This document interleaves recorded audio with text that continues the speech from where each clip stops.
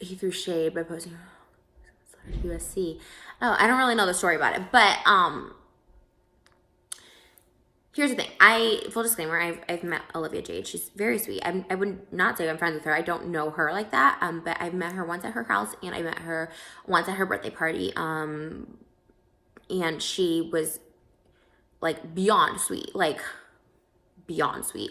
I met a lot of, I guess, like, this is like, it sounds like a derogatory term, but I'm not being, and honestly, I think it's awesome if they are like rich kids, like that grew up rich, that had famous parents or rich parents or whatever the case is.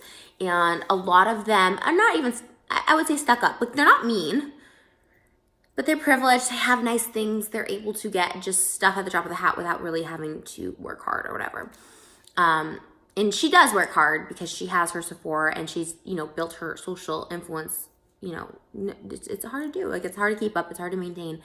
And it's hard to do. So she does have work ethic, obviously. And I've seen a lot of like bashing videos and just people in general being like really hard on her. And I don't know the family personally. Like, I don't know them on like a personal level. I just know like how hard it is when like the whole world is coming down on you. And I never at that level that people are still talking about it and people are still, she got her Sephora thing taken away. Like, her mom is like no longer part of like Hallmark Channel. Like, they're losing a lot, and it doesn't matter if you're a rich or privileged person. Like, when you lose something that you built and worked for, and just like her mom, worked for her career, and her dad, worked for his business, like, even if you're given something, even if, like, I think Chris D'Elia has like privileged parents. I don't really know his background story, but I heard he like, and he'll say like he grew up privileged or whatever, and his dad's like a producer, or The Rock, his parents are like in the entertainment industry. Like, even so, you still have to work like really hard to like get a fan base. You're not just given a fan base because your parents have it. And this is coming from someone who, I had nobody in the entertainment industry. I did not grow up rich by any means.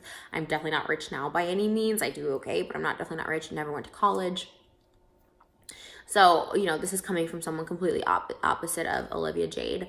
But I feel bad for her, and I feel bad for her family, as I do with anyone under scrutiny, because nobody's perfect. And like, that's what really frustrates me. And like I said, I don't have a horse in this race. I don't know them. Like, there's not a connection I feel to them.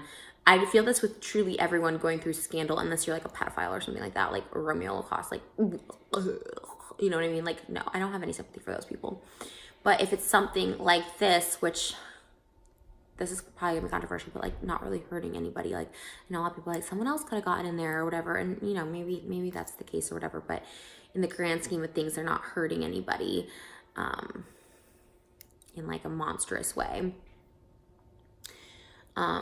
It just sucks that like when people get attacked and just nobody lets up, nobody, and eventually people forget and move on. And unfortunately, you always have that stigma. And this is like, I've had it on like a little bit of a smaller scale, big scale, but I've had people come and cancel me and attack me over things that are,